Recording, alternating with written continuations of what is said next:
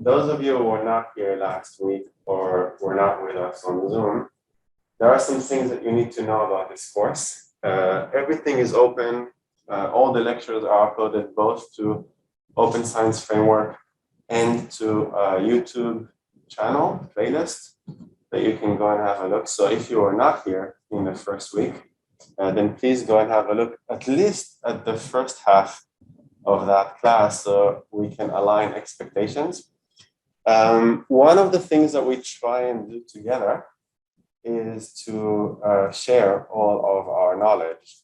So instead of each one of you punching the keyboard and summarizing things separately, we use the power of the collaborative of the group in order to help each other summarize. So if you scan this or go on this URL, you'll see that it opens. What does it open? It opens this. So it's a Google Doc. Everything that we do in this course is a Google Doc. So any of you can have editing rights to this. Right now, you don't. We're waiting for the final list, and then we'll add all of you as editors. But right now, you have view only. If you click on the request permissions, then I will grant you permissions during the break. For now, what you can see is that this document includes a lot of things from previous week. How come if none of you had editing rights? I added this based on what the previous years summarized for you. So the nice thing is that you can look at what the others did in previous years and add to that. So maybe they didn't have everything, maybe they missed some parts, so you can add in addition. Plus, one of the nice things about this course summary is that if you summarize things for yourself, you don't know if it's accurate or not. Maybe you misunderstood me, maybe you missed something, you have no idea, but everything that you add in the course summary, I will verify. I will make sure that it's accurate. Therefore, you will have the best knowledge.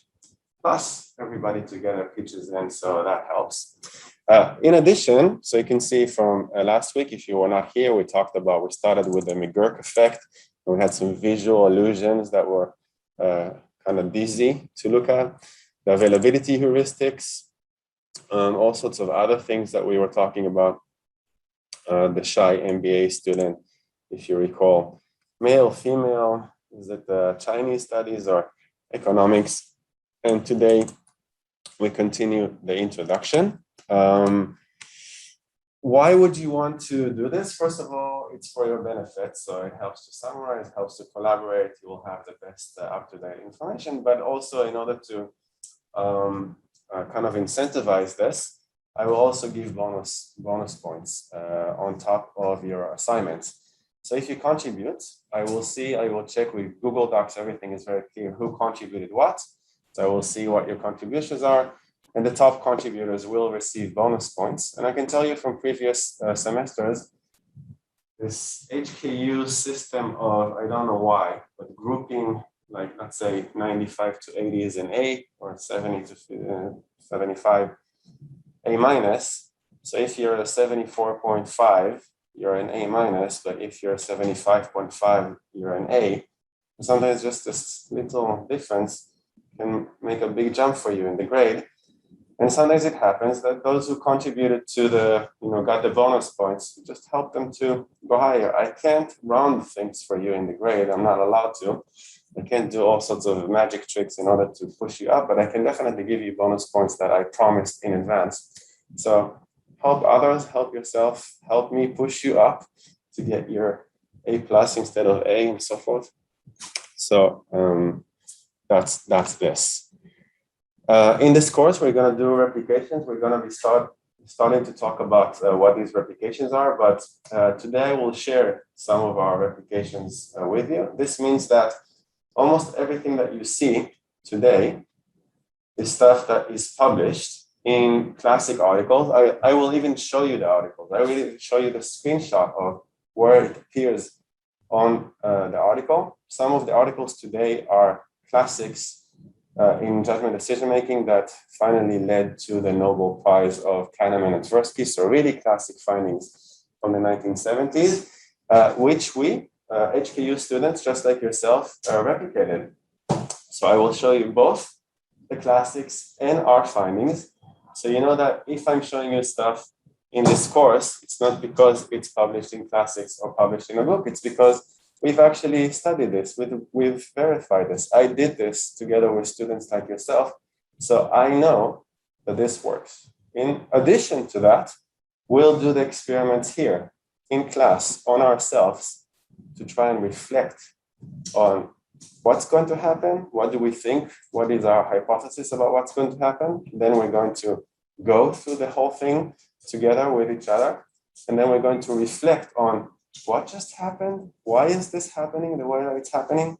So we'll go through the whole academic process of coming up with hypothesis, trying to replicate stuff on ourselves, and then reflecting on the results compared to what the original articles did, which is kind of like what you will do in your assessments, science assessments, and in your replication and extensions in this course.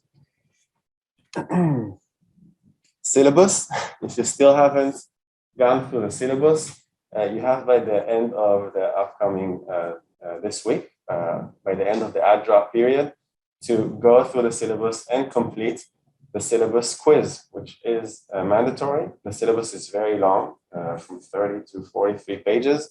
Some of the things here refer to the other class in order for you to get the grading rubric and all that.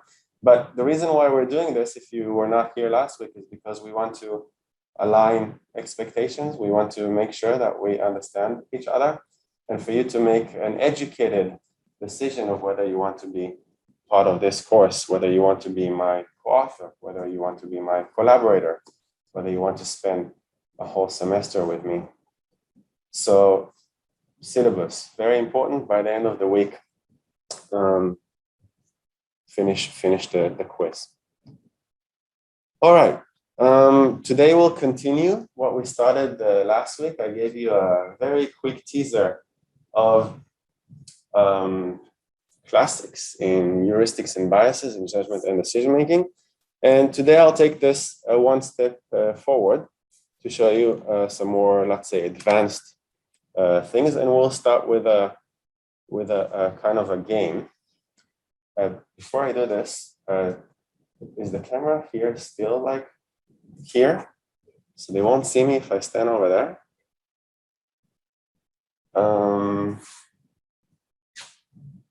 Okay, okay, they're there. I'm asking for your forgiveness. I'm gonna go and be a little bit closer to the audience, but I'm asking that if somebody types, because we're gonna do a little bit of bidding here, that you help me by shouting, telling me what they're bidding. Is that possible? So you can participate right in the chat, and Christy will help us by giving out your news. Okay, so this is how it goes. I'll explain the rules of the game, and then I'll come over and we'll bid a little bit. Let's see, I'm just gonna. Yeah. Okay, so we're talking about 100 Hong Kong dollars. We'll start with 100 Hong Kong dollars. There's more than one game. This is here for you, for your benefit. And this is how the thing goes. It's very straightforward.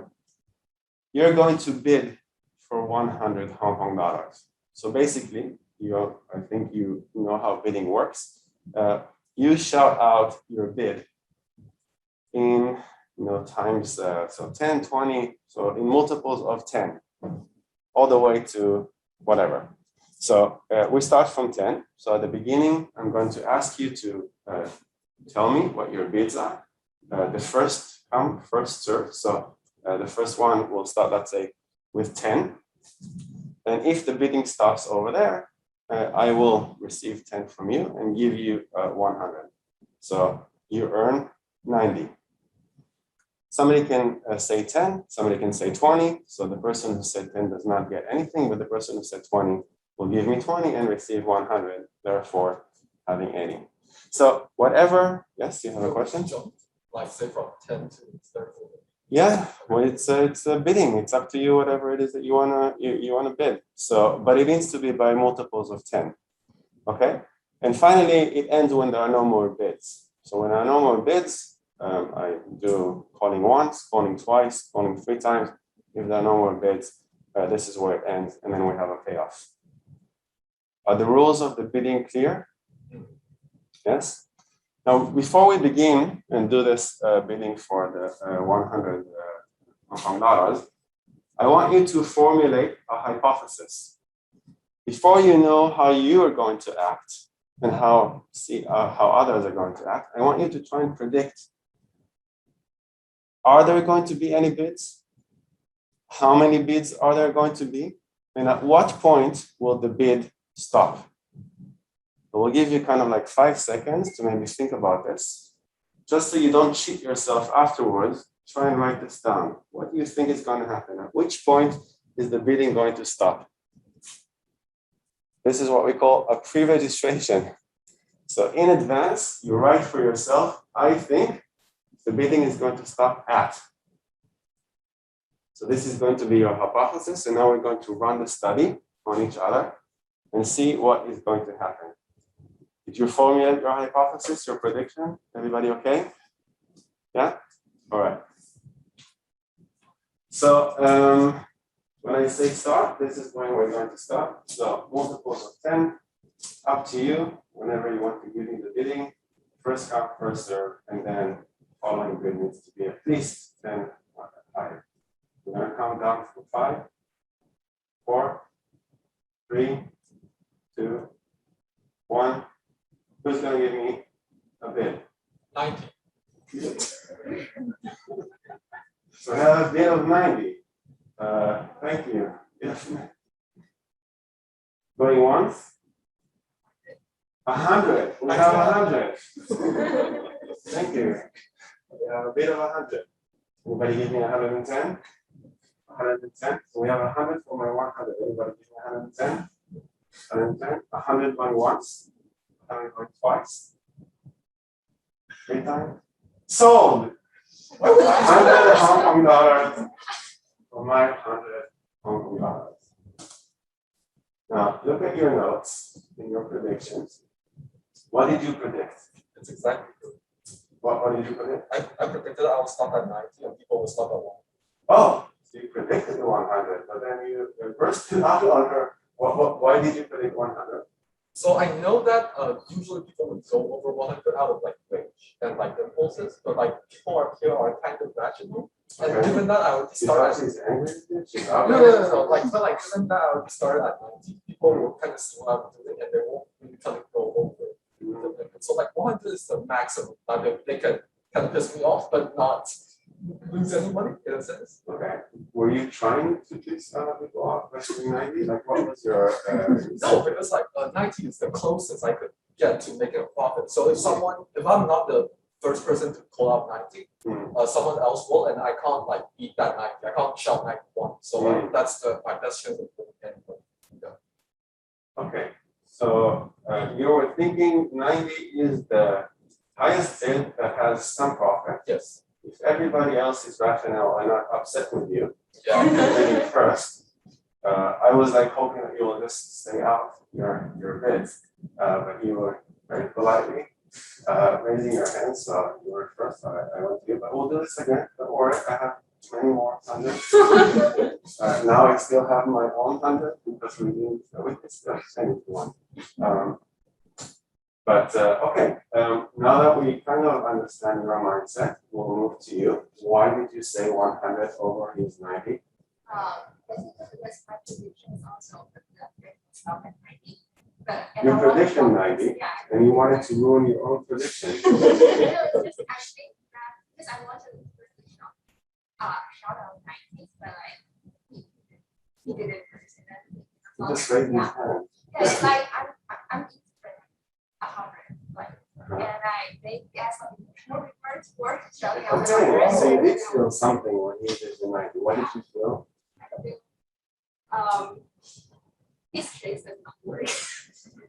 Okay. He tried to do something and he didn't want it to work. How did you all feel when he said 90? Oh, well, I was personally predicting that somebody was going to go for 90 and saying. Really? I was guessing that like the people in this classroom should be like nicer, so nobody would go over and get the 100 because I thought that this classroom would be most irrational. So I like this nicer. Which one of them is nicer? From 0 to 10, how nice is he? Well, given that he jumped straight to 19, must like it's rational mindset. So fine, I guess. Five niceness and her niceness? Maybe 4. How many of you agree that he's nicer than her in this meeting? Can I at least vote for myself? Sure. How many of you think that she's nicer than him in this meeting? Both of them are not nice at all. May I ask why not nice? What wasn't nice here? They take the initiative to make the nice. Isn't this what reading is about? Yeah. No, I'm curious. What is it about here that's not nice? Maybe I don't get the money, so I think get the money is not nice. Interesting. Okay, so a few things were said over here. I think you started with a word of rational. I expected people to be rational. What is the rational thing in this game to do? What would be the rational thing to do? Is what he did rational? Is this the most rational thing to do? Is there something more rational than what he did? This did?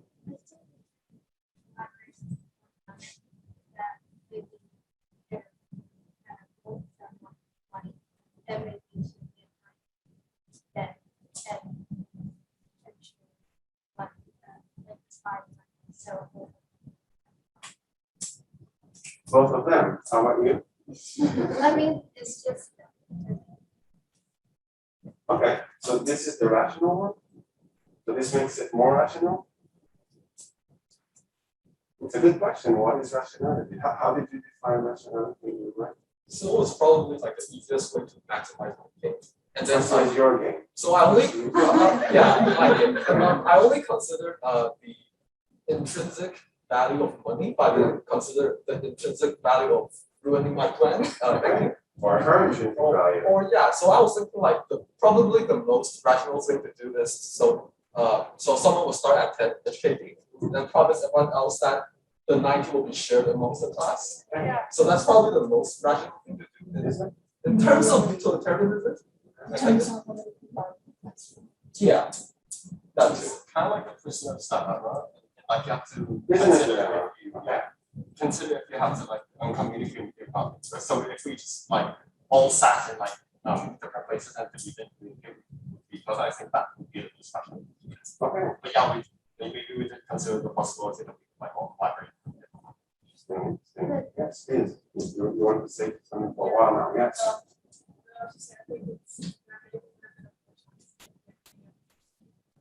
Yes.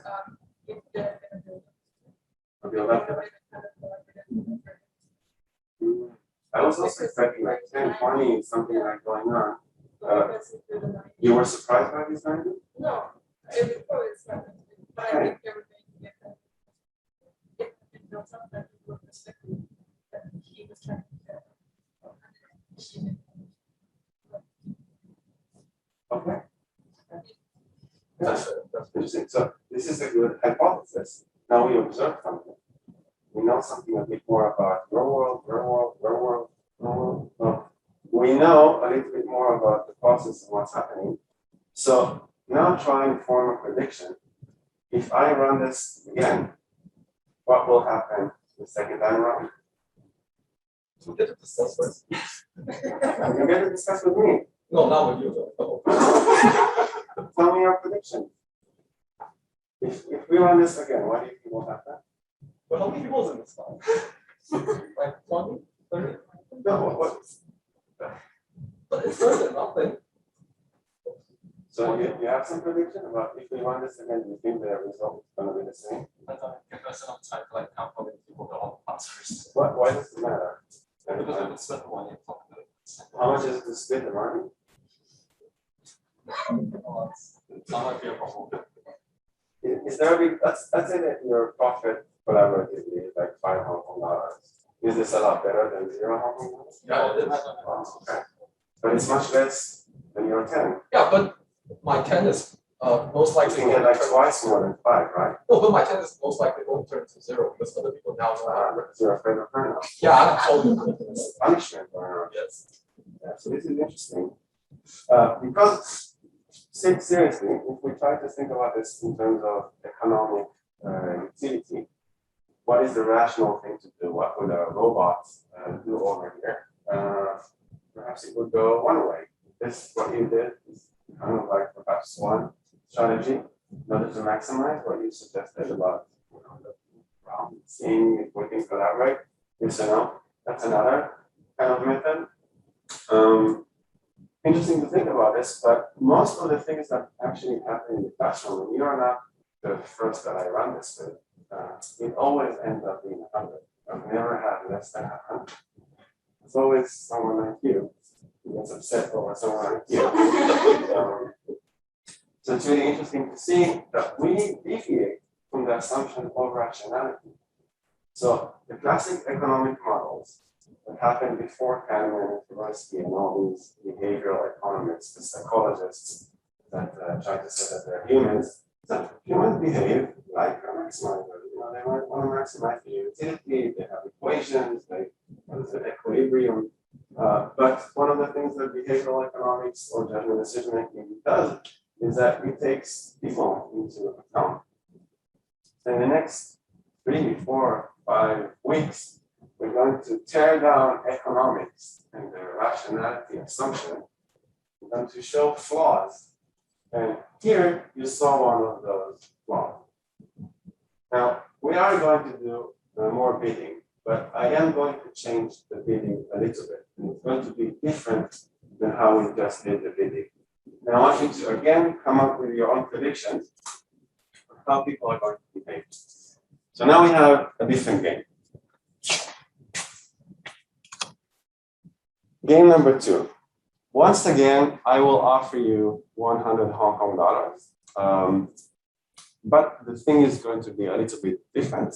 You will still, this time you don't need to raise your hand, just tell me your bid, just tell it, like speak it out, 10, 20, whatever.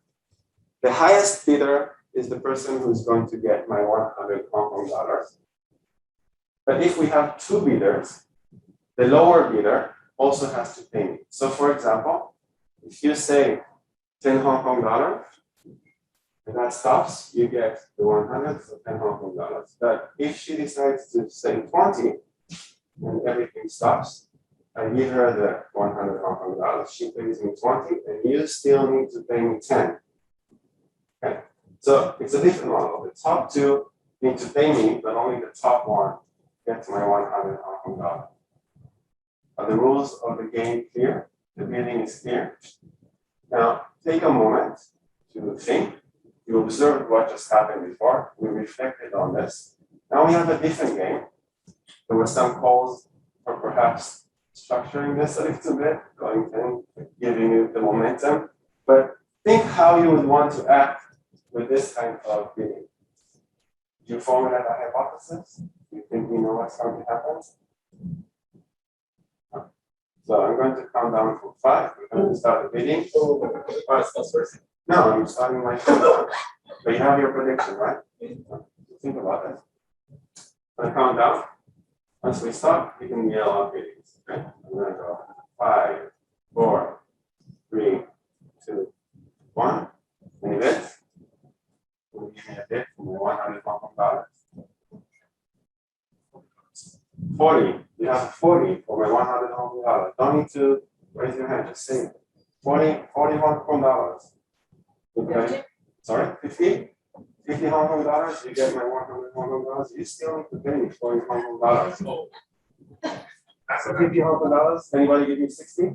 60? 60 Hong Kong dollars? I get 60 Hong Kong dollars. You still need to pay me 60 Hong Kong dollars. You will get my 100 Hong Kong dollars. Any other bidding? You have 16, 50. Anybody give me 70 Hong Kong dollars? 70 Hong Kong dollars? 70 Hong Kong dollars? Are we going to stop?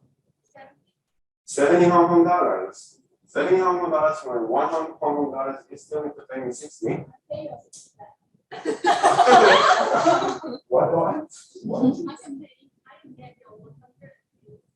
you're paying 70, so your profit is 30, you're going to give him more money than what you're earning? Half of what? You want to compensate for his loss? Both of you are going to lose and I'm going to win. What? I don't understand. So you're saying 70, you just came into paying 60. Are we going to stop here or are you going to? Sure, I'll raise my bid to 80, we have 80. You still need to pay me 70. You get 80. Yeah, I will pay you back half of this. Why did you accept that? Okay, we'll talk about this in a second. So we have 80. Any higher bids than 80? Or my 100, sorry? 100. 100 for my 100 Hong Kong dollars, and you still need to pay 80. I also don't get the half. 100 Hong Kong dollars. Do I hear 110 Hong Kong dollars for my 1 Hong Kong dollars? Is it possible? Sorry? Is it possible to Of course, up to you. Up to, I Maybe mean, $150. $150 for my 100 Hong Kong dollars, and you still need to pay me 100 Hong Kong dollars. I'm getting wealthy here. 150. Do I hear 160 Hong Kong dollars? Do I get 160? 160 Hong Kong dollars for my 1 Hong Kong dollars. Same. And you still need to pay me 150 Hong Kong dollars. So 160 for my 100, and you still need to pay me 100. Do I hear 170? 170 Hong Kong dollars? Now you're gonna stop there? Yeah, this is an infinite. I don't need it's Does just anybody else want to give me 170 Hong Kong dollars? So 160 Hong Kong dollars. Going once? Going twice? So 160 Hong Kong dollars plus 150 Hong Kong dollars for my 100 Hong Kong dollars.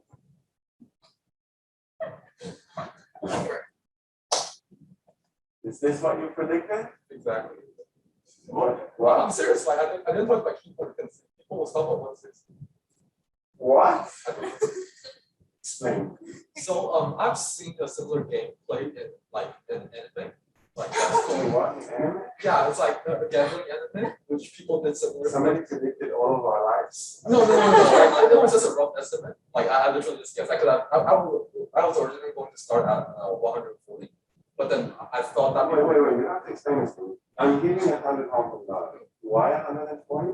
Oh, because people are going to get closer to that 100 mark, and then people are thinking that they're going to lose money if they don't bid. Because like say if currently it's at 70 and then she's at like 80 or something, and I'm gonna think that if I go 90, I still can make a profit, right?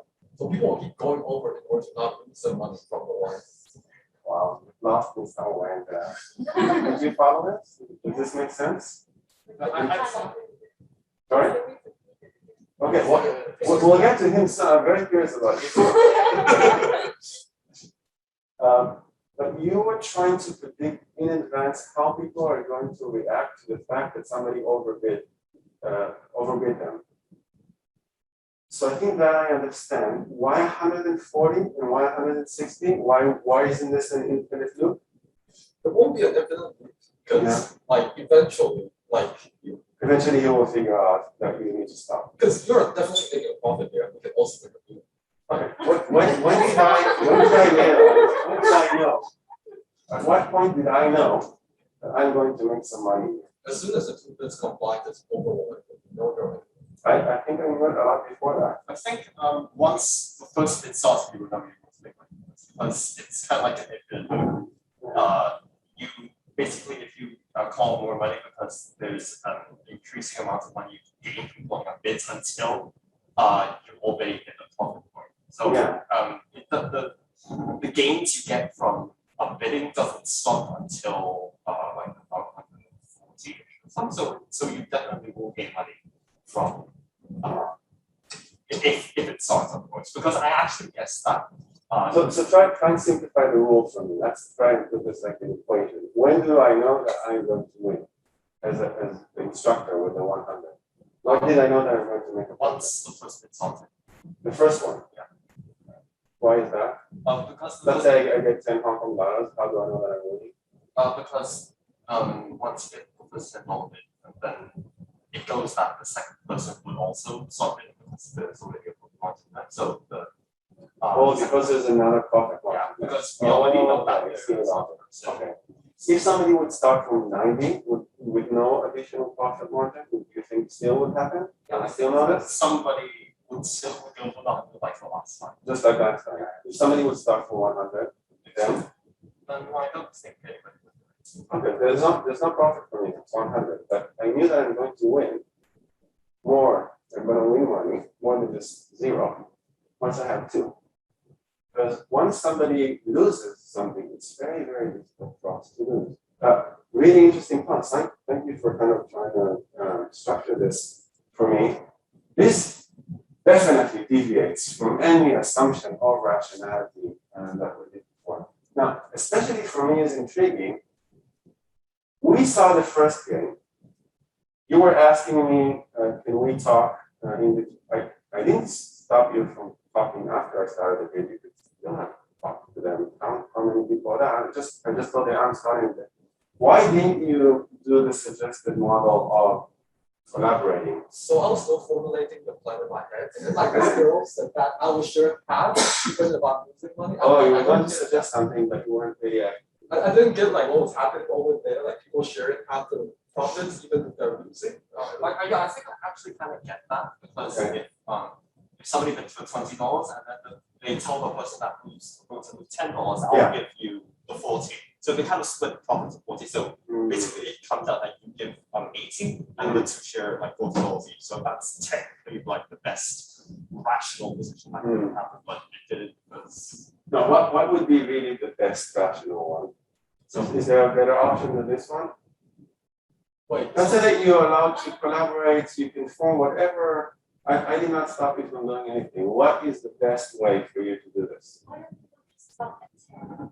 I mean, people is us, you are part of Yeah, people. us. Yeah. Why didn't you do what? Why didn't you stop at 10? Yes. Why 10? What would you suggest? If we stop at 10 Yeah. and profit will be $90, Yes. so that is the Yes. How to do this here? What would you suggest? here.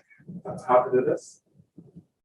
He started to look back and see who's going to, do I trust him or not trust him? They're a bit weird, they're splitting all sorts of things, I don't know how they're behaving. What do you suggest to do with the stress? How? Let's simulate this. Let's say I'm starting again. 5, 4, 3, 2, 1. Yeah, how about we share the money? Okay. wait, can you upgrade changes?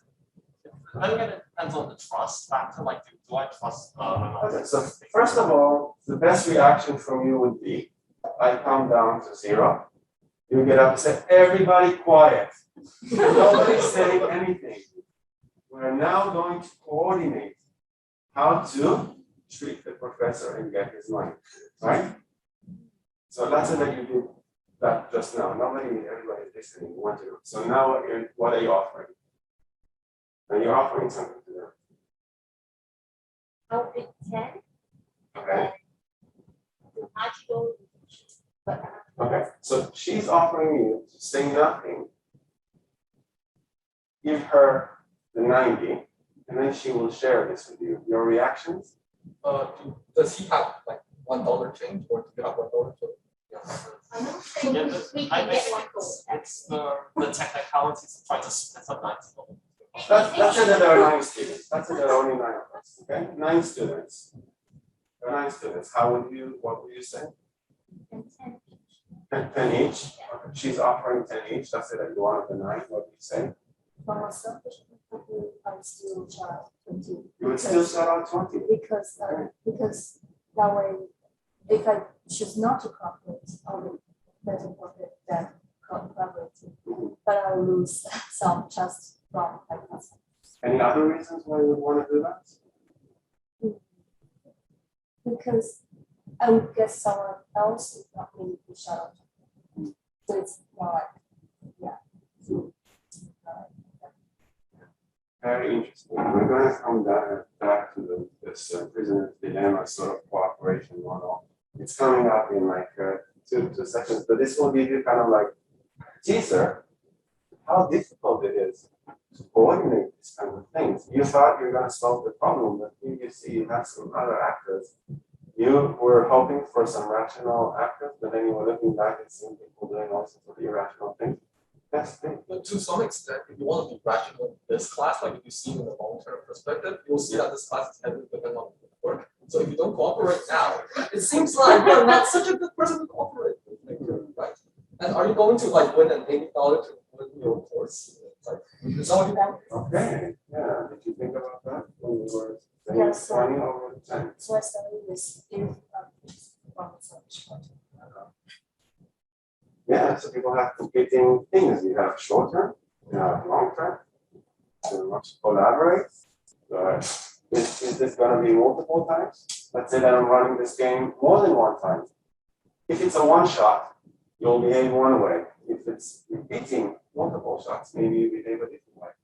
So a lot of interesting ways for us to model the way that human beings behave in this kind of situation. Now we must come to you because we're very curious about both of you. Can you please explain to us first the 150 and I'll come to you? Why 150? Like what happened over there? Yeah, because you asked why I stopped the bidding. At some point you jumped to 150, even though you were not even like involved in that. Like what Yeah, at happened that over point, I think I'm not going to bid the money because I have to kind of you only pay me for $50 at the end, right? there? No, you pay me $50. Oh yeah, I pay you $50, so it's kind of going downward. I never gained any more profit, so I was just stopping.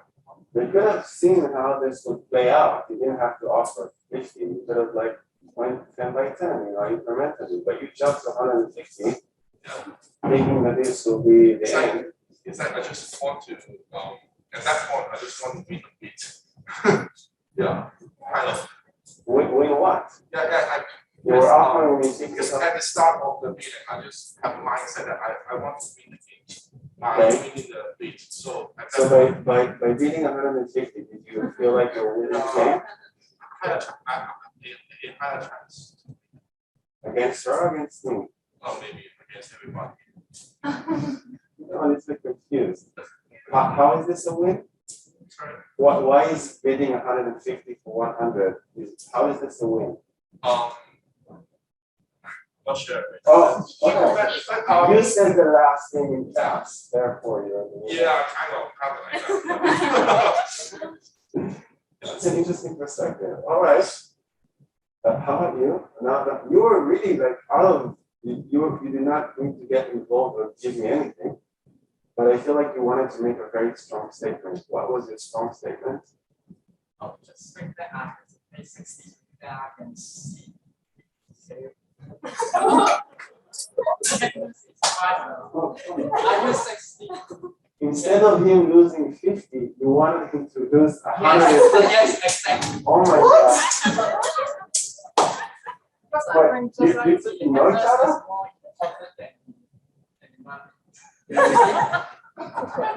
You were winning. You were not involved in this. You were willing to put 160 or $60. So you will pay me $60 to see him. Yes. Wow, explain this to us. Explain this. Because I just think that happiness is more important than because sometimes we just Wait, why is punishing him? not really not really to end. Just like I think if I pay somebody I can feel happy. It's very You want to make me happy by paying me. and have Oh, nobody else needs to pay me Yes. because you pay me. Yes. Sacrifice, self-sacrifice. Everybody is happy aside from him. He's gonna wait for you outside class.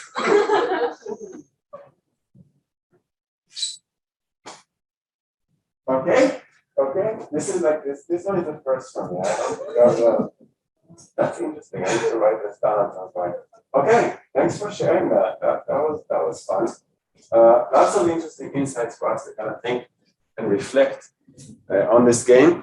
Lots of variations to this game. There's all sorts of things that we can take from that, the deviation from rationality and all that. But the basic game, the reason why we come up with these games is because of a specific bias that I want you to become familiar with. And it's called escalation of commitment. Have you heard of escalation of commitment? Sometimes people call this the sunk cost fallacy. Very well known. We did a few replications of escalation of commitment.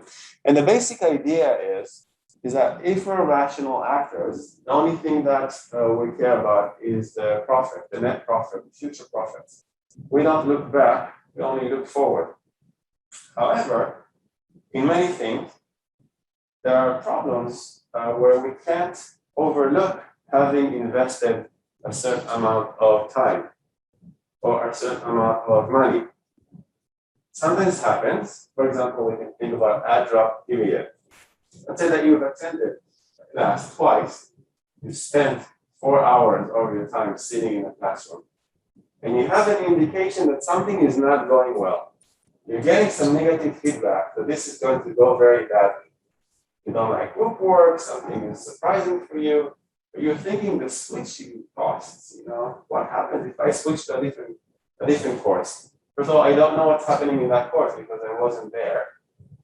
Plus, I've already invested 2 weeks. The semester is not that long, 12 weeks, so might as well keep investing and not dropping this course and going to the other course. I used to be in IT before I was an academic. I worked for a corporate, I was consultant, IT project, software, computer geek, and all that.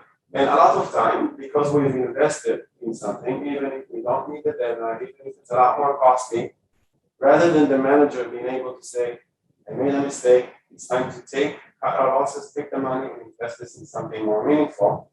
Many times the managers not only do not stop the project, but they're saying we have to put more money in order to get the profit back. Some interesting stories that some of the escalation of commitment people study, it's not just in investment. It's not just in coursework or in group work. It's not just in casinos, gamblers, fallacy, putting more and more money until you lose everything. When it's very clear that the house rules are against you, they're going to make, in the long run, they're going to make money over you. But it also applies to all sorts of things like relationships. So maybe you're dating someone, and there are some indications that things are not going well after 2-3 months, but rather than, perhaps cutting your losses short and going to find a different option, you're escalating your commitments or you're moving in together. Things are not going so well, so maybe that's the time to get married. Things are not going well, maybe that's the time to have a baby, until finally the big explosion comes in. So escalation of commitment has been demonstrated again and again many, many times.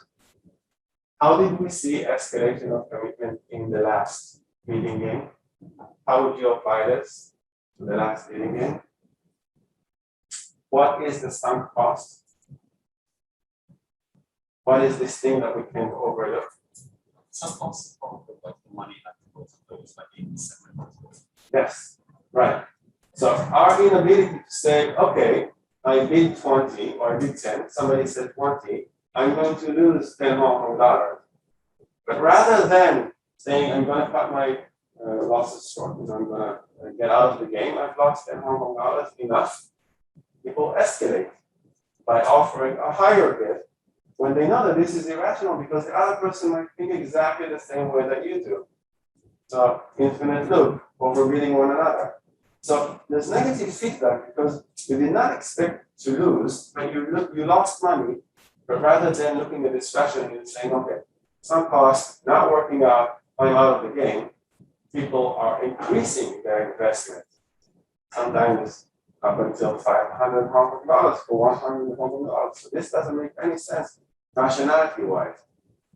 So this is a demonstration of our inability to overlook some costs. An escalation of commitment to a losing course of action when there's very negative feedback. Rather than pulling out, we keep investing even more into it.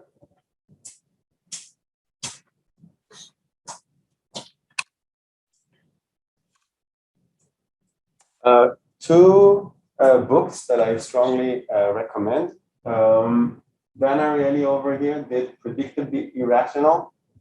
He refers to himself as a behavioral economist, but he is a social psychologist, and actually he's with the marketing department at Duke University.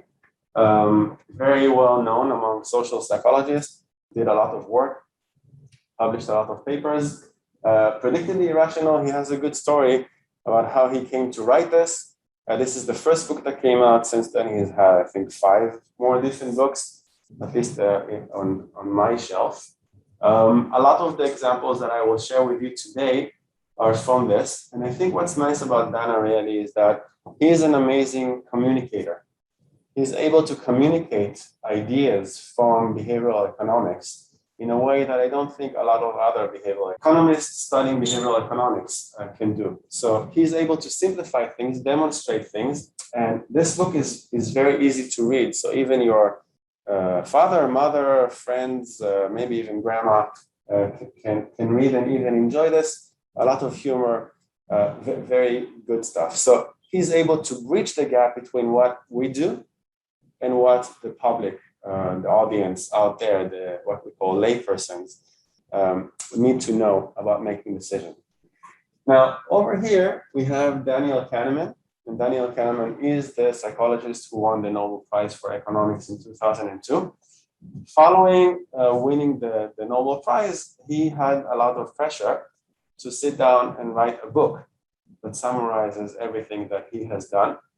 Kahneman is not a very good communicator, which is why this book, although very good for academics like me because it summarizes, is not easy to read. A few people who have tried reading this all the way through, I think, gave up at some point in the middle. So not as easy as what Dan Ariely is doing, but very important for our field. Both of these books we now know have some problems. There are some chapters here that I strongly recommend avoiding. There's some problems with this, with things that we need to update.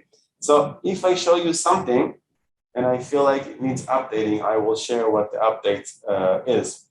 But there's no doubt that both of these figures changed our field. And at least today, I'm going to use a lot of what they did in their own research and the things that they summarized in these books.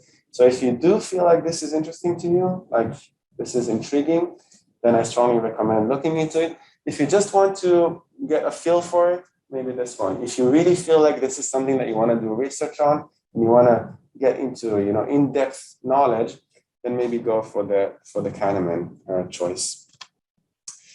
Now, I hope all of you have either a mobile or a laptop, because I'm going to ask you to go on this URL and to download a handout.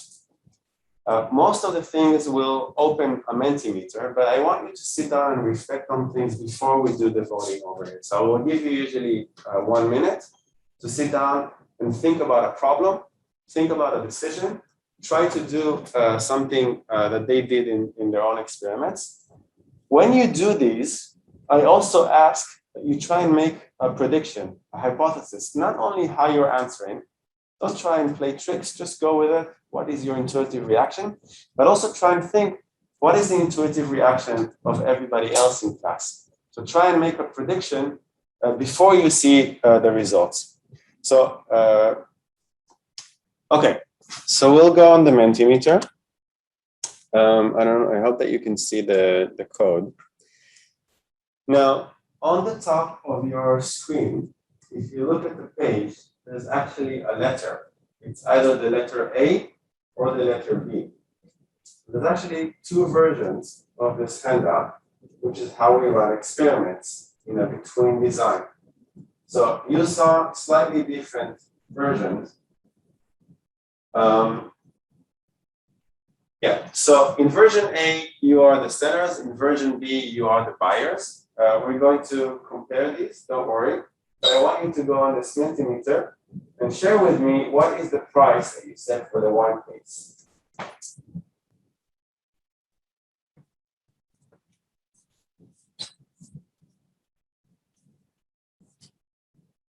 Are you able to go? Is this working for you? Okay, yeah, we have one.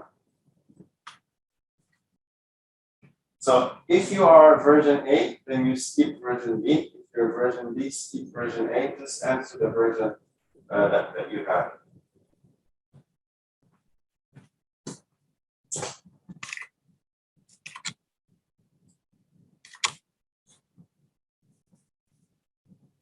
Okay. All right.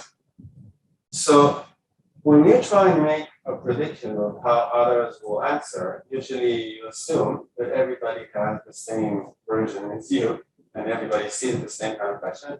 But here we have two versions of exactly the same scenario. I think I have this on my slides, so we'll reflect on this together. Version A read like this. Imagine that a decade ago, you purchased a case of good wine. Now, considering that you purchased the wine for $5 per bottle a decade ago, how much would you be willing to sell it? So this talks about a seller. Version B is that imagine that a decade ago, a wine merchant, somebody else, purchased a case of good wine. Now, considering that the merchant purchased the wine for $5, how much would you be willing to buy it? So you are a buyer. Now, before I show you the results of version A versus version B, what is your hypothesis about what the results are going to be?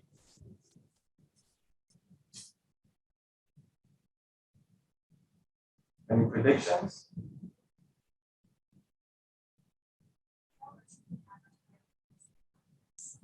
Sellers higher than buyers because?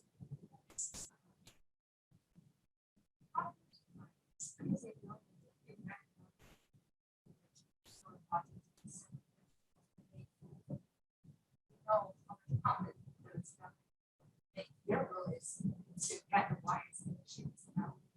Sellers focus on by selling as well. Seller wants to. Okay, but the seller also wants to sell, right?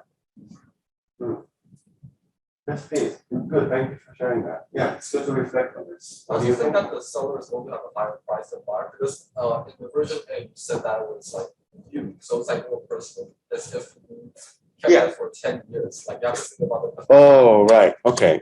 Yes. So and then but version B, it was like open market. It's like a random wine merchant. So you weren't. Yeah, you're the buyer, so he wants to sell it to you. It's personal, but you're in the other perspective. You did not own it for 10 years. Yeah. So you're just buying off of someone who kept it 10 years, but you don't know what it took for them to maintain the 10 years. Good. So your biggest factor, if you would use one word to summarize what it is that you saw, the difference between the buyer and the seller, what is it about?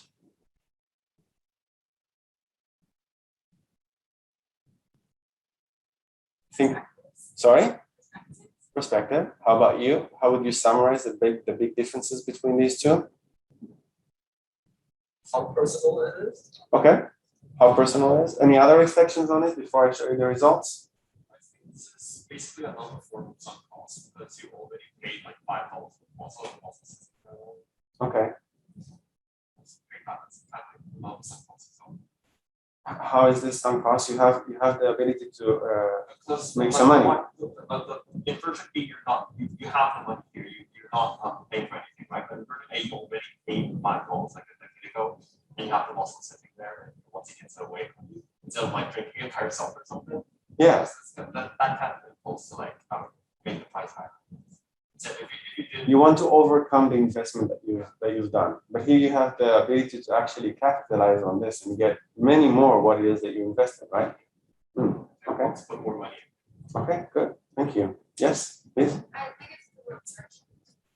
Sorry. I think it's the word merchant. Merchant. Yeah. Yeah, because when you think of merchant, you know that they're out for their money, Okay. and then you feel like I don't want to let them win the game, Okay. and you will be like, they sold it for $5 before. Then I also shouldn't have like too high, and they will win the difference, and you would think Okay. it's copy it. Yeah. And so I think the result will be different.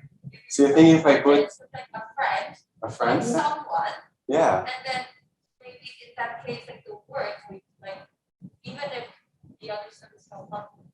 Perfect. Thank you for that. So you already formalized a hypothesis of what's going on and formalized another experiment. of how we can add an extension. So this is a really good example of a replication extension. So let's say, for example, this is your target article, and you're thinking this is really interesting, and I think it's about merchant. So how about I add an additional condition where I manipulate, and instead of having merchant, I have another condition that says friend, right?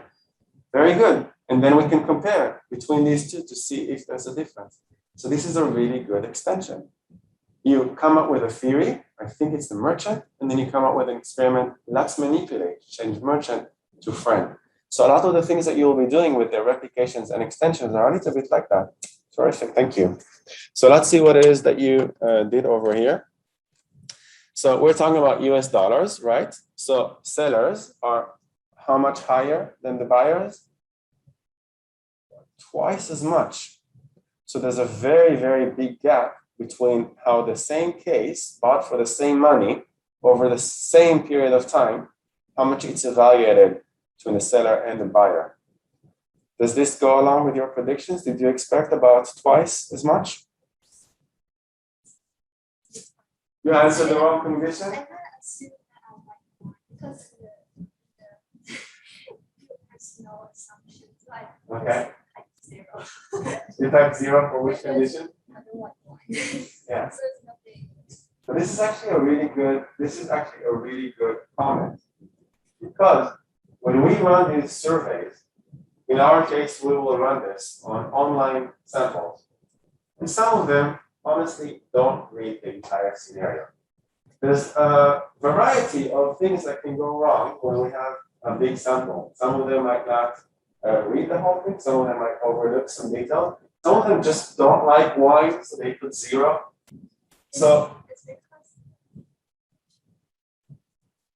yeah, I completely understand. And this is a really good comment to make because we can learn from this. That's why we aim for very large samples so that one specific case would not influence the whole thing. If we have a small sample of 15 and one person kind of makes a mistake or has a very different preference, then it ruins the entire experiment. Everything can go wrong, and maybe we can have, bad conclusions, inaccurate conclusions. So that's why we really aim to go very high. And even with your comment, we saw twice as much for the seller over the buyer. But I was this according to your prediction? Did you expect about twice as much? How much did you expect? I forgot to make a prediction. Okay, but interesting, right? So we'll go here. Now, Dan Ariely does a lot of cool stuff to communicate. Actually, if you want, I have 4 boxes of this game. If you like board games about trying to predict and then seeing the actual results, this is called the irrationality card game. So if you want this, I'm happy to give it to you. And I took 2 cards. So each card has like 2 sides. We'll see another one of those.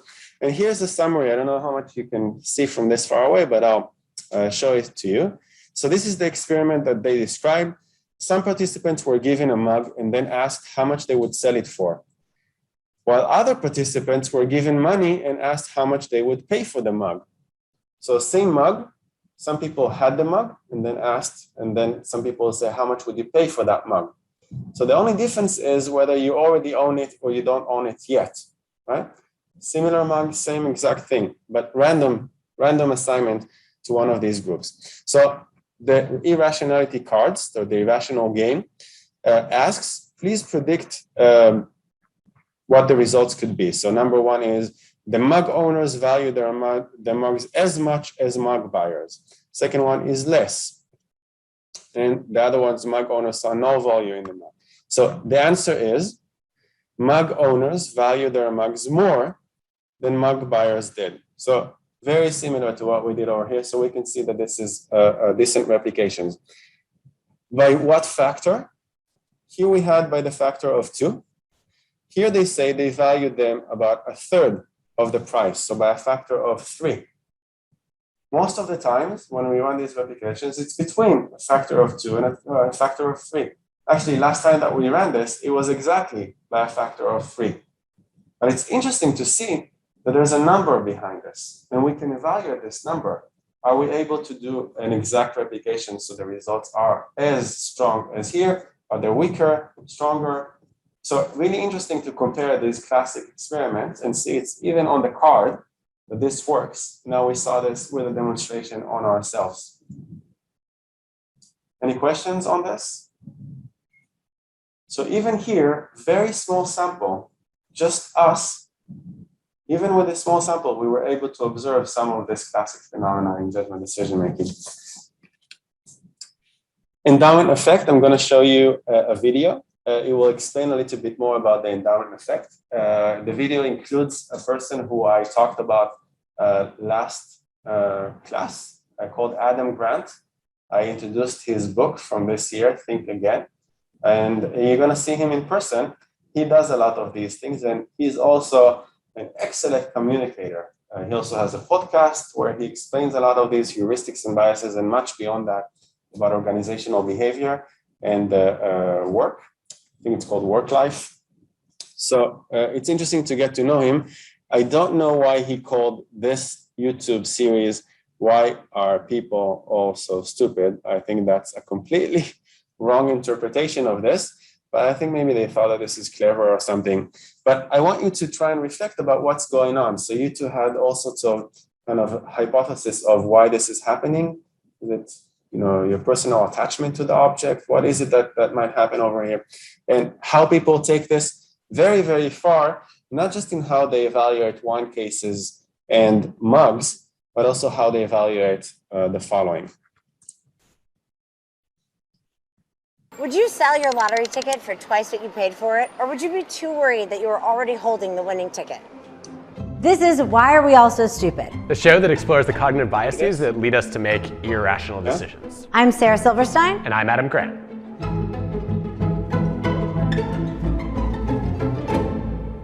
The endowment effect is about what happens when you own something and how much more you value it than you would have if it didn't belong to you.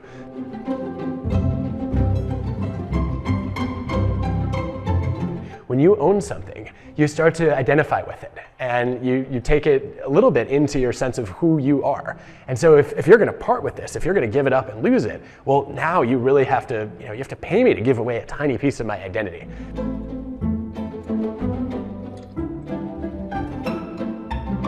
We went out on the streets of New York to try to buy people's lottery tickets for more than what they paid. How much did you spend on it? Only $1. Could I buy it from you for $2? No, I'm trying to win. I feel lucky. $2 is not a profit. Could I buy them from you for $4? Why? Would you sell me your lottery tickets for twice what you paid for them?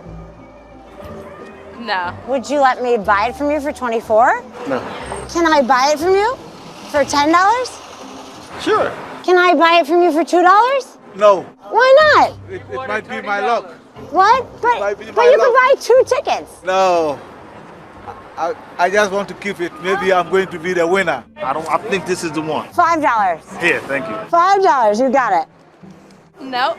Because I Really? have a better chance to win. I'm willing to negotiate to $6. Okay. Yeah? Yeah. Okay. I just rebuy the same ticket because Okay, well then you'll have to split the winnings with me if it's the same numbers. This is not the first time we've done this, but the results are always the same. Would you be willing to sell me your tickets? For less than I bought it. For more than you bought it? Would you be willing to sell me your ticket? No, I'm not. For $12? No. For $20? No. You haven't even heard my offer yet. What if I end? You have $700 million? Would you sell me your ticket? No, I will not. Would you be willing to sell that ticket to me? No. Can I buy it from you? No. For $4? Yes. Yes? Yes. Deal. All right. Wait, do you want to take a picture of it first so you know if you sold the winning ticket? Yeah? Yeah. You should. That's going to be horrible. Could I buy it from you for 4? No. For 8? No. You haven't even looked at the numbers yet. You could keep $10 and buy $20 more. They're random picks, and I'm going to take my shot. You got to be in it to win it. I offered to buy people's lottery tickets for multiples of what they paid, usually starting with 2 times what they paid, but going as high as 8 times. 78% of people refused to sell me their tickets. So why are we all so stupid? When you own something, it takes on this sort of extra value to you and you don't want to part with it. And lottery tickets are especially dangerous this way because we're all superstitious. And imagine that, I paid $1 for my lottery ticket, you want to buy it for $2. I know it's a small chance, but I will regret it for the rest of my life if I sell my $1 billion lottery ticket to you for $2. I think that you'd see people a little more willing to part with something that had less of an extreme payout. But even then, when people own something, even if they didn't choose it, if it's given to them, they start to become attached to it, and they're a little bit more reluctant to let it go. And where do we see this in our real lives? You see the endowment effect anytime there's a gap between buyers and sellers, right?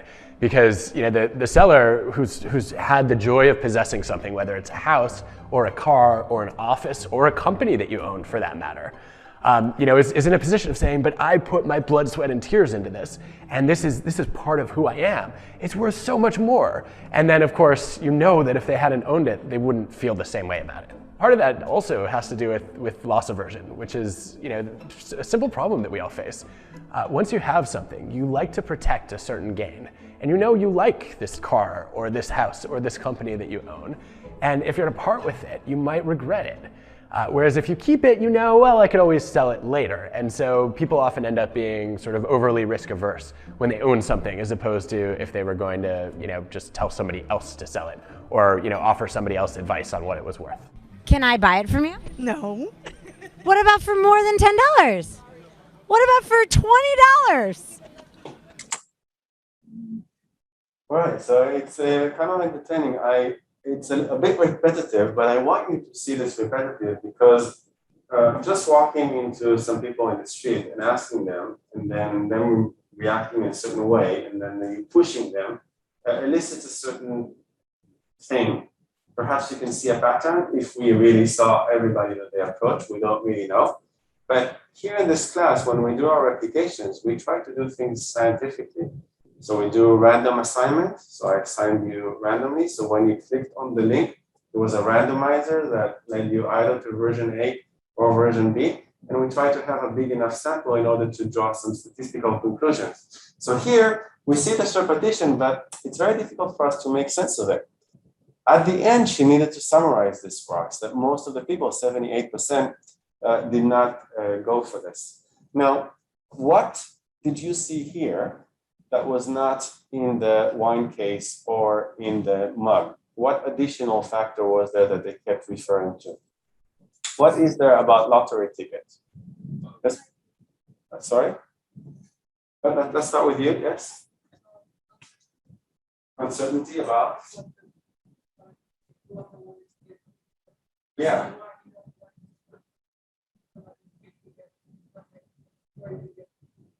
But how did they see this? Did they see uncertainty? What did they? Why is it that they refused to? Yes. So reflected in this state, the reason why they wouldn't let go of this is what kind of feeling, what kind of decision? What is it that they're talking about? So first of all, it is about feelings, right? Sorry? I think superstition. Okay, superstition first of all. Give me an example from here. It's something about this white people. Yeah, this is the winner. I know that this is the one, right? Okay, superstition. Anything else you want to say? Yes. The probability that they're going to regret if they Regret. So what is it about? Can you explain this to me? The regret part? because there's a very small chance that there will be a big amount of money. Yes. So even though it's was a thing, it's not wise to keep them out. So often wants to die. Yeah. But even if there's only a very small amount of possibility Right. that you will be very Right. the amount of regrets will be okay. Yes. So even if there's like uncertainty involved in whether I'm going to win this or not, sometimes people act as if they're certain because regret kicks in and they're thinking, oh my God, if this ticket that I'm now selling, even if it's twice more, 8 times more, if this is going to be the winner, I'm going to regret this as if I got that money. So for them, even in this some uncertainty, they don't treat this as 1 in 600 million. They treat this as, I will regret this as if this was the, so the regret amplifies everything, and now we're talking about feelings. But all sorts of things are completely irrational, superstition that leads to all sorts of false beliefs. Yes, you I want don't think this is necessarily true, actually, because which part? like the part about like the right after sign the thing. Okay. You could just like it's mentioned in the video, like you could just take a picture of the lottery ticket you just bought, pocket the profits, and then just buy a new one, right? So basically, just earn money from basically doing the thing. Yes, actually, you can take the money that she's offering and buy 8 more lottery tickets. 5 more lottery tickets. Yeah. And I think. But you don't think that if somebody took the money, went and bought 8 more, and the one that he gave away is the one that won the lottery, you don't think there's going to be any regrets? I think the numbers, I think. Right? Like I'm not sure how this lottery works, but in like Hong Kong lottery ticket. Or you can choose the numbers. Yeah, so if you think that's the lucky ticket, you can You actually just go over the and buy a new one. Oh, okay, I see what you're doing. Okay, I got it. So you can buy 8 more with the same number. I think that doesn't make sense. You can buy the same number and 7 more. Okay, got it. Okay, So really maybe I think interesting. it's that. This is how it works in Hong Kong? Oh yeah, you can actually pick the number parts. Oh. Yeah, but I think that's maybe because like if I remember correctly, like lottery tickets are a net loss when you buy them, like on average. So the people who buy the lottery tickets in the first place are probably more superstitious than people who don't buy them. So I think that's why this effect is so. Right. Yeah, I think it's a similar thing over here, but I think that most of them actually got randomized numbers and data became attached to these numbers, meaning that this is what. Yes, you want to say something? There's something that's not about to say, but I think some people think this. So it's like, imagine a random stranger just approaches to you and wants to buy your specific ticket. They'll think that, well, maybe they know something that I don't know, so I might as well keep it just in case. Okay. I mean, what do I have to do? I pay this at $1. Yeah. I mean, I don't mind losing $1. These academics from UPenn maybe know something about this lottery that I don't know. Yeah, yeah. Okay, yeah. Yeah, interesting. Good, thank you for sharing your thoughts. I just wanted to show you that we've done some of this thing. Rather than endowment effect, so endowment effect is really about buyers and sellers. We focus on psychological ownership. So the fact that you get attached to something that you've owned, it's a slightly more psychological emphasis rather than the interaction, the transaction cost between these two. So you can see that these two are, so this is a student that worked with me and some early career researchers, and we did these replications and extensions of 3 of these kinds of ownership effect. And finally, this is published, so that's nice. That's not the only one that we did. We also did meta-analysis. So meta-analysis is one that looks at all of the literature. In this case, we found 26 studies that involved more than 3,000 participants. And we found Hedges G, which is like a Cohen's D, of about 0.56, which is considered to be like a medium effect. So people who own something versus people who don't own something value the same kind of thing with a certain gap, which we can quantify as an effect size. And in this case, a Hedges G, a Cohen's D of 0.5, which is kind of like a medium effect. So in my lab, at least, the way that I do research with my thesis students is that we do pre-registered replications and extensions. So we try to repeat classical findings, but we also do pre-registered meta-analysis where we look at the entire literature and we try to aggregate this together in order to say something meaningful about the entire literature. We also look for all sorts of adjustments, like publication bias adjustments and all that. I won't go into this, but this at least, the endowment effect seems to be quite robust. Okay, did you also do yeah, this one? You arrived at the cinema to watch a movie. So if you did this, then I'll just, where's the Mentimeter? Yeah. Okay, movie ticket. We still have version A and version B. I asked you whether you will buy or not buy. I will just show you what the 2 scenarios were. So this is an effect called the mental accounting. Actually, Richard Thaler won the Nobel Prize 4 years ago, 2017. And he wrote Misbehaving. He's a behavioral economist. He's the third, I think, a behavioral economist to win the Nobel Prize. And this is one of the things that he became very famous for. And we'll be replicating it this year. This is one of the most famous things in his book and in his research where he started to look into this sort of thing. In version A, you arrived at the cinema to watch a movie which cost $10 US. And you arrive at the cinema, you find out that $10 US fell out of your pocket. Will you buy for $10 US? And most people ask, yeah, what do you mean? Of course I will buy. I came here to see a movie that's 10 years. Why do I care that $10 US fell out of my pocket? But now look at the second scenario. The second scenario is you already bought a movie ticket to go see a movie for $10 US. And when you arrive at the cinema, you found out that the $10 US ticket has fallen out of your pocket. Will you buy a new ticket for $10 US? Same thing, right? What's the difference? $10 US fell out of your pocket here and here, but this was cash not related. And this was actual movie ticket that is related to what it is that you want to do. So try and formulate a hypothesis. What will happen over here? If you're a rational actor, if you're a typical economist, and Richard Thaler is in the University of Chicago, he was surrounded by these economists that would tell him there is no difference, nobody would care. If you run this experiment, it will evaluate it exactly the same way they say yes or no, based on their preferences, not because something happened. Now, if we'll go to the Mentimeter, I'll ask you to, oh, you did this already. So you can say yes. Okay, so it's still going, okay. So version A, lost money, yes will buy, no will buy. So actually you're kind of reversing, you're reversing the trend. You're going against the whole thing. It's very difficult to see this with this kind of sample, very small sample, and I think you all really want to see movies. So we only have 1 and 1 over here, very similar. But actually what Richard Thaler showed with mental accounting is that we put money into different accounts in our mind, mental accounting. So a lot of people, if they lost a ticket and they arrived at the theater and then would you buy another one? It's like, no, I only had $10 US to put into a ticket. I've already put that money into that ticket and I lost that ticket. I cannot afford to take another $10 US and invest it in the same account that goes into movies. So if I lost $10 US and that had nothing to do with the movie, it's just a different account. Therefore, I can invest this. But if it's already invested in a ticket and I lost that, and then that's done. So that's the basic effect. This here, failed replication. But I think it's because we really love movies. How many movies do you watch?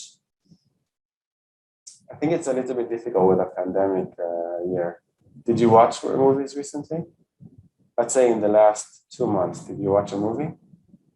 You did? Oh, a lot of you. Okay, no wonder then. What movies did you watch? Free Guy? Yeah, Free. Like has a big. I enjoy that movie. That was a good movie. Yeah, I love the cinema. So here you can see another Dana Ariely irrationality cards, mental accounting, asking people to predict and then giving you the answer. Half as many people who lost a ticket versus lost a ticket would buy. So, lost the money. So the people who lost the ticket kind of like don't want to invest additional $10 US. So really interesting. If you want that game, you're welcome to come visit me in my office and take it. Experiment number 3 in your handouts, popcorn scenario. We'll try and do this rather quickly. Once again, you have 2 versions, and I'll ask you to go straight into the Mentimeter and then touching your decisions. Now, Dan Ariely, who conducted this study, is in the marketing department, and there's a good reason. There's a lot of marketing experts, consultants, use these tricks in order to get us to buy more things that we don't need for more money. So, okay, 13, that's very good. So if we go back to what this experiment is about, this is the experiment number 3. Suppose you're going to the cinema with a friend and you want to share popcorn. Which of the options will you choose? So version A had only 2 popcorns. One of them is 3 and one of them is 7. Version B has 3 options. The small and the large are exactly the same as in A, but here we have a new option, the medium one. Now, try and formulate a hypothesis. Is there going to be any difference between how people buy the small versus the large between version A and version B? Any predictions? What do you think is going to happen? Try and formulate the theory, the hypothesis. Yes? The large version, it be the A and B. Yes, why is that? Because like the medium is also 7, so there's this kind of thing that you have to tell you. If you're getting something free, if you get the large over the medium, like the portion difference. So what's the point of B? What's it there for? How would like you? The medium is kind of like trying to entrap into the more expensive version of the Yes. You want to say something? Yeah. If the medium popcorn serves as a decoy. Yeah, that's exactly the word that is used. Yeah, the decoy. Very good. So it's called the decoy effect. It's a decoy to get you to do what? Because compare the 7 and the medium and large popcorn versus go for the large. So nobody wants the decoy. The decoy is inferior to one of these options, but it makes one option seem a lot more attractive compared to the other options. So the only reason why this medium here is in order to get people to buy the large. So if we'll go to the Menti, and we see over here that we have version A and version B. So what should have happened according to your predictions?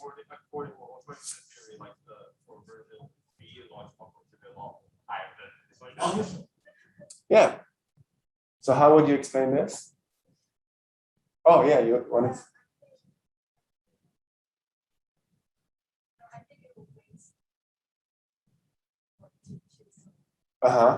So maybe it's just like sample size. It's just because they're like. Could be. Now, looking at this, what is the number one question that you have? Why did not one person choose the medium? Yeah. Who is this one? Who is this? Do you mind sharing? Who is the medium? Anonymous from Zoom. So it's really interesting for us to try and understand why this person bought the 7, right? So there's all sorts of things that might go wrong when we try to do these kinds of applications, especially in this small class. I'm really curious about this like reversal. The first time that Dan Ariely ran this, it's in his book and his TED Talk. If you want to listen to his TED Talk, it's been, I think, already 15 years since the first one.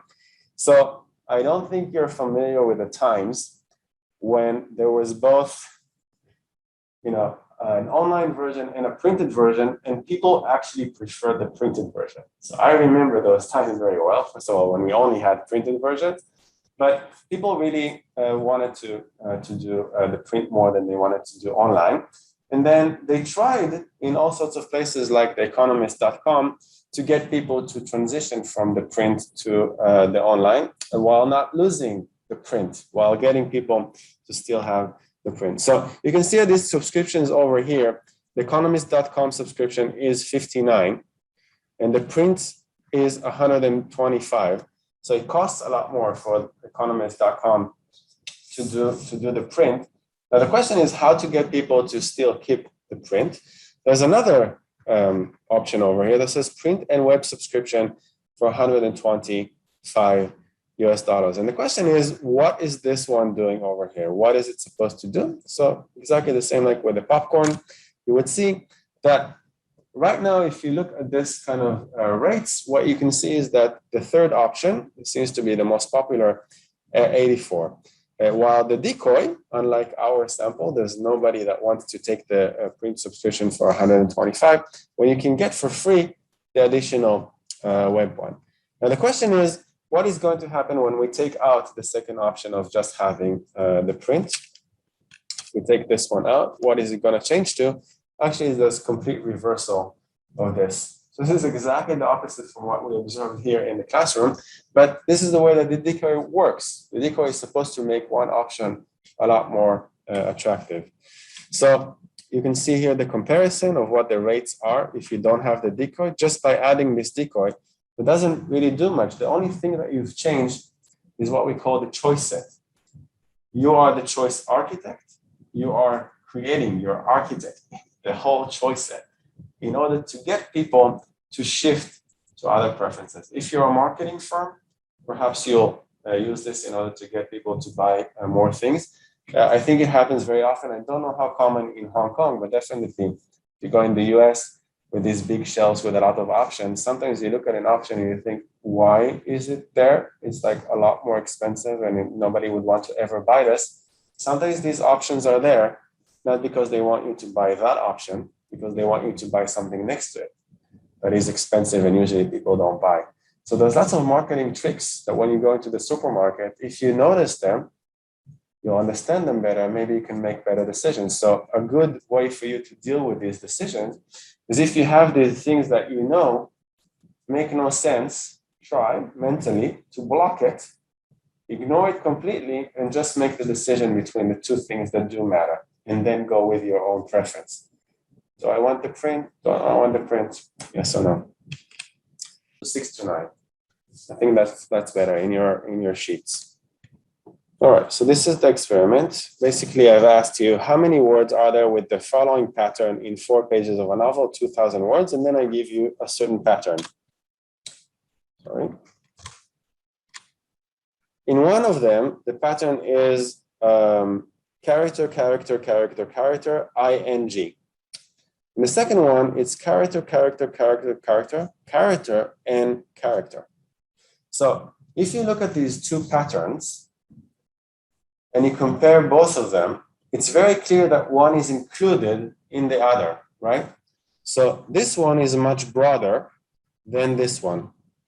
The problem is that in our minds, it's much easier to think of words that end with ing than to think of words that have n in the one before last position. Therefore, the prediction and what Kahneman and Tversky showed is that people will overestimate the occurrences on the left on version A because they're much more familiar with ing than the ones on version B because they have a much harder time to come up with examples like that. What do we see here? What is the pattern over here? You're nodding, no? What? Is this a successful application or not? It's not. Sorry? It's kind of balanced. This one. It's about the same. Yeah, it's about the same kind of distribution. So not a successful application over here. So we're talking about a disease. It's very unfortunate, and I think Kahneman apologized for this a number of times, that this is called the Asian disease problem.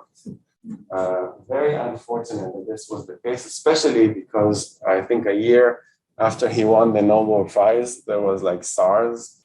So very unfortunate, and especially now, with everything with the pandemic, like the Asian disease is the most horrible name that you can have for a thing like that. So usually when we run these experiments now, we remove the Asian disease, but this is how it appears in their article.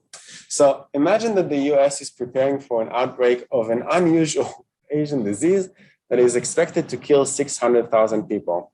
And you can have two kinds of programs, program 1 and program 2. And I think especially right now, this becomes very, very relevant. If we take away all the Asian part and all the stereotypes, is that these are kind of decisions that decision makers need to make. Poor Fauci and other people in different places who need to make decisions between two kinds of programs and to make all sorts of trade-offs. The question is, how do you decide between these trade-offs? Okay. So version A had gain. So basically, version A and version B have the same kind of statistics. But if you look at this one over here, in program A, if program A is adopted, 200,000 people will be saved. Program B, if program B is adopted, there's going to be 1/3 probability that 600,000 people will be saved, and 2/3 probability that no one will be saved. So as you can see, the main word here is saved. So it's a very positive frame to this sort of thing. Now, exactly with the same kind of statistics, we can see that program C, if program C is adopted, 400,000 people will die. So 600,000 minus 400,000. So it's exactly the same number as 200,000 are going to be saved. Program D is adopted, there's going to be 1/3 probability that no one will die, and 2/3 going to be that 600,000 will die. So if you, according to the prospect theory or the framing effect, their predictions are that if we have the positive framing, people are risk averse. They don't like to take risks, and they will go for the sure thing because they want to save people. So 200,000 people will be saved. But if we have the negative framing, they will be much more risk seeking. So they will go for the more risky version of program D is adopted when it comes to deaths. All right, so we'll have a look at this. So this is prospect theory, Nobel Prize winning, ran this many times. What do we see? That this reversal actually is a successful application, even in the small sample in this classroom. I think almost every time that I ran this sort of thing, it worked out well. So logically, as an economist, when you look at the decision, this really should not matter. How we frame it, whether this is life saved or life lost, should be exactly the same thing. But for some reason, people shift preferences. So just imagine that you're presenting this kind of decision to Fauci or the president, and you want them to adopt a certain decision. It really matters how you present the choice. When you go into industry and you present something to the CEO or the board of directors, and you want them to adopt a certain strategy, this is one very easy way that you can manipulate things. You have not changed the statistics. The statistics are exactly the same, but when you look at the way that you frame things, you can lead to a sort of kind of a change in people's preferences, whether they adopt program A or program B. So it's a pretty robust effect. Sometimes it's in some cultures, like for example, if I run this in Israel or in the US, it's a very strong reversal. Sometimes in Asia, it's a little bit more slight. There seems to be some kind of cultural differences in there. Perhaps it has to do with, putting that aside, we ran this with all sorts of scenarios in all sorts of ways, and it seems to have some kind of an effect in there. So a really interesting and somewhat robust effect. So I think we'll stop here for now, even though we have one more. Last week, I think you mentioned the anchoring effect. So this has to do with the anchoring effect. So if we have two versions, and one version starts from 8 times 7 times 6 times 5 times 4 versus the same kind of equation, but starting from 1 times 2 times 3 times 4, anchoring effect means that you will be anchored to the first thing that you, first number that comes into mind. So if we read from left to right, 8 is much higher than 1. So the major prediction is that here, this is going to be much larger than over here. And if we go to the actual number, actually nobody is able to guess this number very well, but the number of the correct answer is 40,320. But if you look at the two versions in the way that this is in the article, so in the article, the version B, the 8 times 7 led to these kinds of prediction, and the A version led to this kind of prediction. So almost 4 times more, just if you switch the order of the way that the equation goes. So very slight shifts in either framing, positive or negative, or the order of how you do the equation can lead to some differences in how people estimate all sorts of things. I wanted to show you a video of demonstration of anchoring effect, but I think this is the first thing that we'll do in next class. Plus, we'll come back to the experiments 3 to 5. All right, thank you. See you next week.